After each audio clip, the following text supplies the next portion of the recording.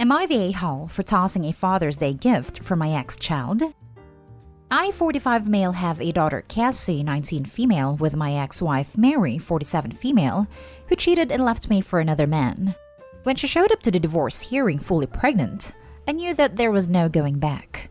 She gave birth to her daughter, Jane, 14 female, with plans to marry the father, but he died in an accident when Jane was just a few weeks old. Jane's paternal side was extremely religious and shamed that her father was an adulterer, so they wanted nothing to do with her or her mother, and even went as far as to deny any blood relation because Mary was a woman of ill repute.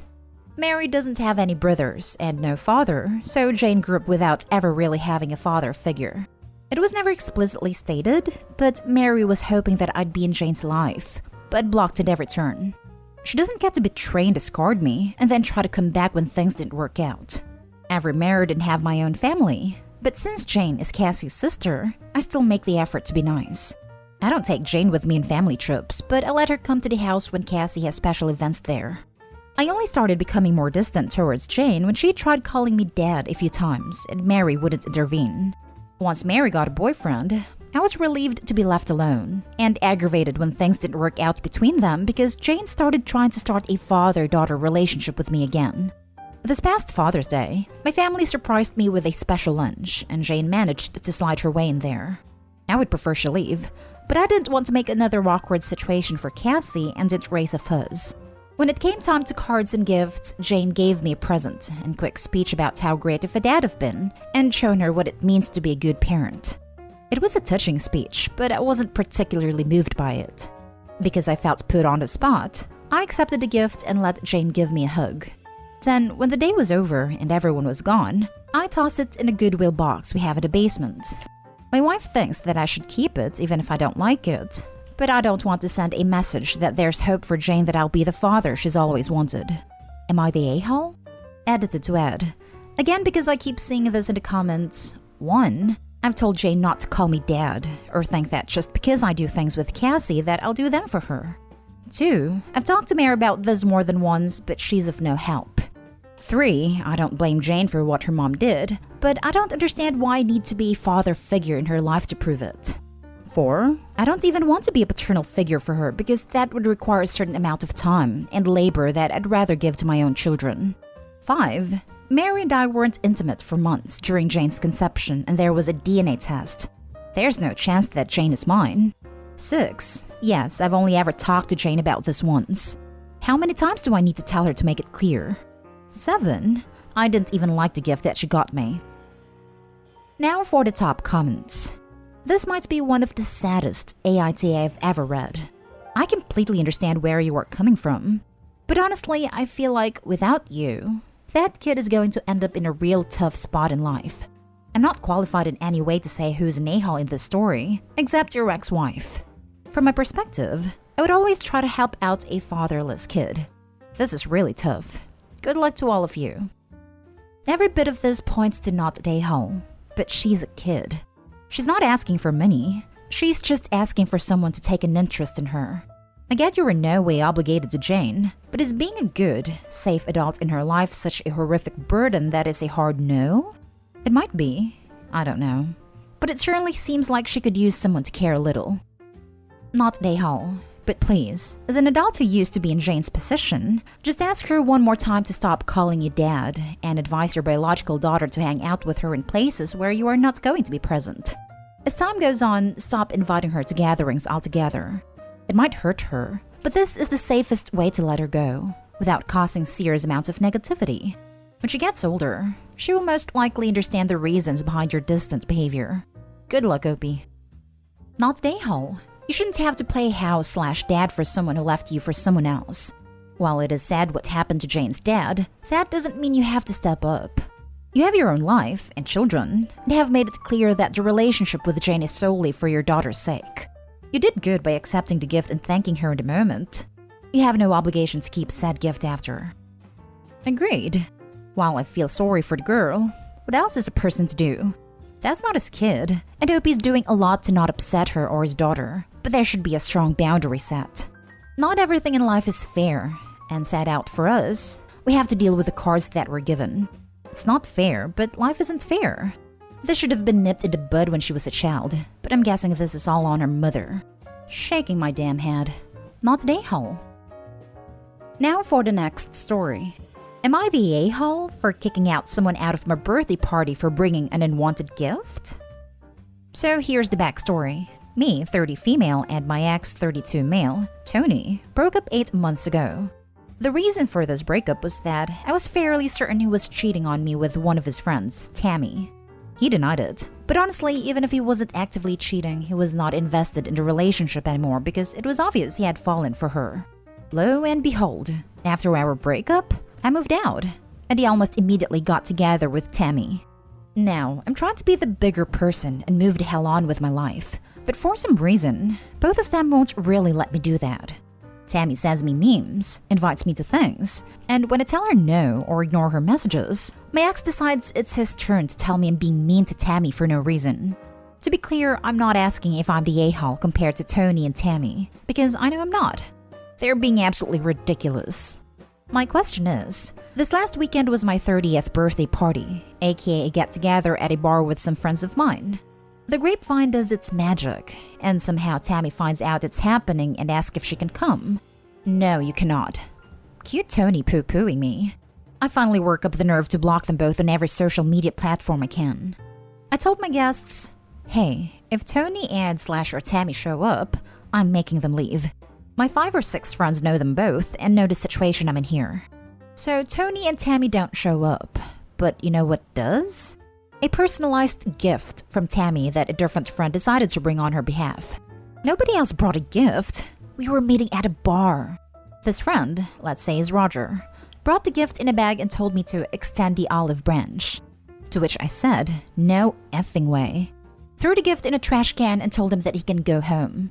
I was so angry that it took a couple of minutes for me to calm down, but he ended up leaving in a big huff. The rest of the night was as good as can be expected. But I'm still very upset with Roger for doing this when I think it's abundantly clear that I don't want any contact with my ex and his girlfriend. Am I actually an a-hole for not only rejecting the gift and kicking him out? Am I losing my damn mind to this problem? Not an a-hole. They need to leave you the hell alone. Who the hell does she think she is? And who the hell does Roger think he is? This just seems ridiculous. If someone doesn't want anything to do with you, why force it? Yeah, this is insane. What Roger did was extremely foolish, and Tammy and Tony in general seem horrible. I don't think anyone would go to such lengths unless it's to intentionally piss OP off. Not a a-hole. Maybe you were a little bit harsh with Roger, but the whole situation with the ex and new girlfriend is really weird. I would think your other friends would know better than to get involved like that. If Roger knew about the situation, he should have refused to pass along the gift. On another note, it seems like Tony and Tammy know they are a-holes and are trying to force a friendship on you because they don't want everyone else to think poorly of them. Threaten to get a restraining order if they contact you again. Good luck. My feelings exactly. Roger is between a rock and a hard place, so maybe kicking him out was a bit harsh, but he 100% could have handled this better. Just off the top of my head, he could have given you the gift after the party. Or better yet, on an entirely different day. He could have let you know in advance that they reached out and would like to send a gift with him, and ask if you'd be okay with that. It does seem like he was used by these people and couldn't stand up for himself, but he could have at least worked harder to find a loophole. This is a good point. I guess I didn't think about how Roger might have been pressured into going along with things.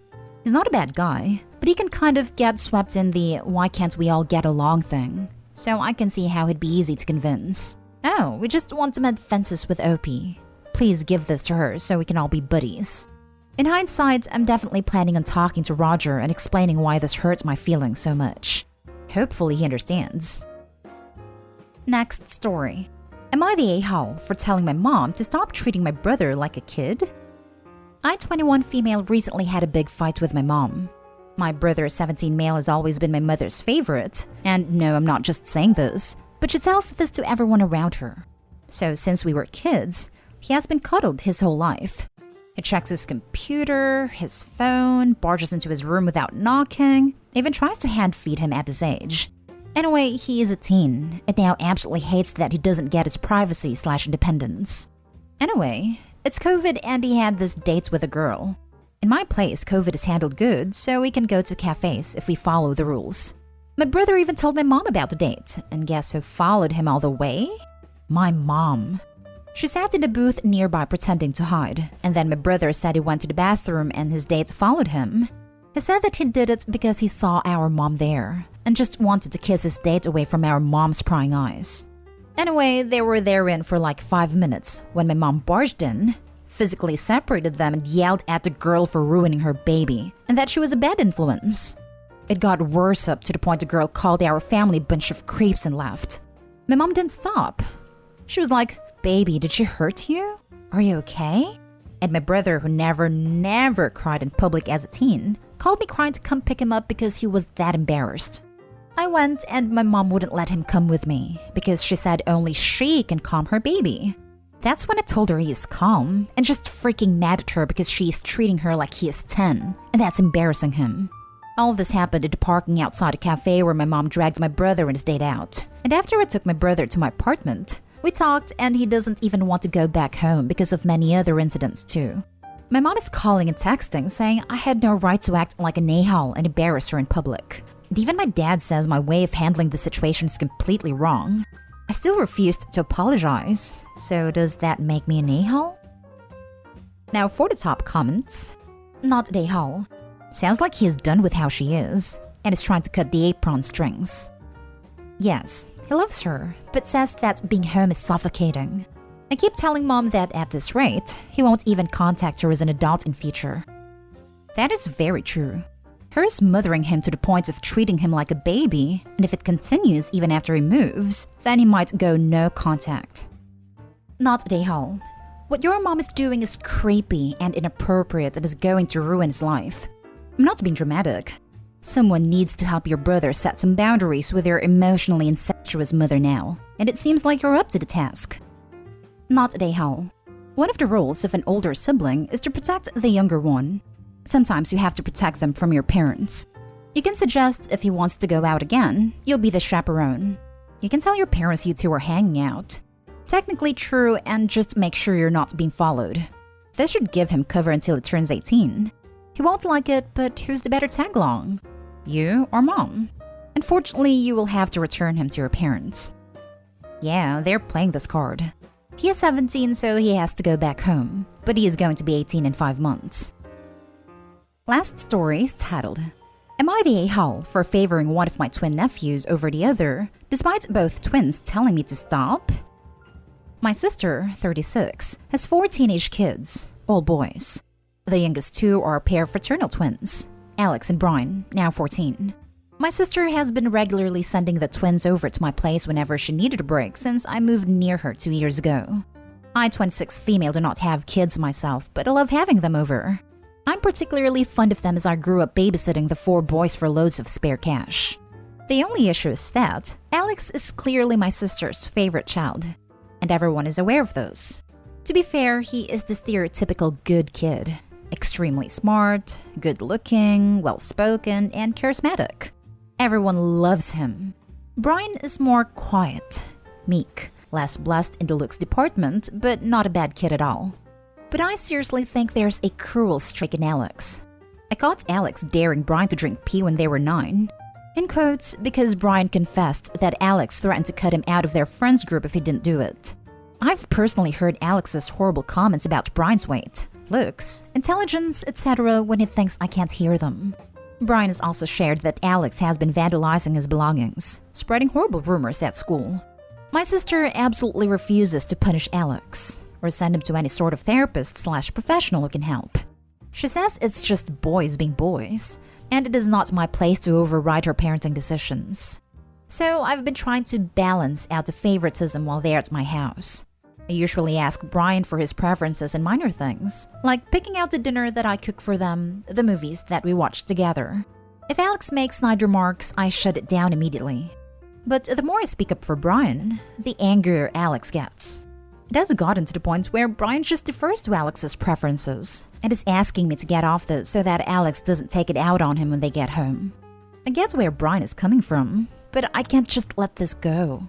My sister doesn't do anything about it. So Reddit, Am I the a-hole for consciously treating my nephews differently and not stopping even though they both want me to stop?